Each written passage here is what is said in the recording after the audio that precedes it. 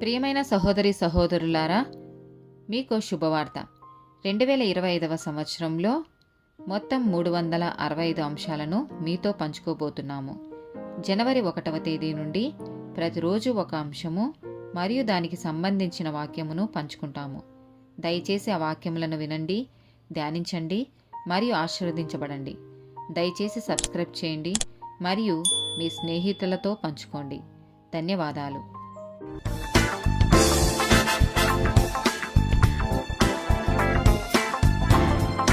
56th day topic వస్త్రధారణ.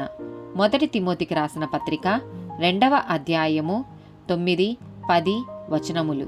మరి స్త్రీలును అనుకువయు స్వబుద్ధియు గలవారై ఉండి తగుమాత్రపు వస్త్రముల చేతనే గాని జడలతోనైనను బంగారముతోనైనను ముత్యములతోనైనను మిగుల విలువగల వస్త్రములతోనైనను అలంకరించుకొనక దైవభక్తి గలవారమని చెప్పుకొను స్త్రీలకు తగినట్టుగా సత్క్రియల చేత తమ్మును తాము అలంకరించుకొనవలెను.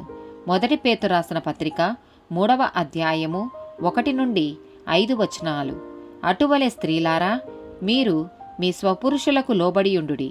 అందువలన వారిలో ఎవరైనను వాక్యమునకు అవిధేయులైతే వారు భయముతో కూడిన మీ పవిత్ర ప్రవర్తన చూచి వాక్యము లేకుండానే తమ భార్యల నడవడి వలన రాబట్టవచ్చును. జడలు అల్లుకొనుటయు బంగారు నగలు పెట్టుకొనుటయు వస్త్రములు ధరించుకొనుటయు నను వెలుపటి అలంకారము మీకు అలంకారముగా ఉండక సాధువైనట్టియు మృదువైనట్టియునైనా గుణమను అక్షయ అలంకారము గల మీ హృదయపు అంతరంగ స్వభావము మీకు అలంకారముగా ఉండవలెను. అది దేవుని దృష్టికి మిగుల విలువగలది. అటువలే పూర్వము దేవుని ఆశ్రయించిన పరిశుద్ధ స్త్రీలును తమ స్వపురుషులకు లోబడి ఉండుట చేత తమ్మును తాము అలంకరించుకొనిరి.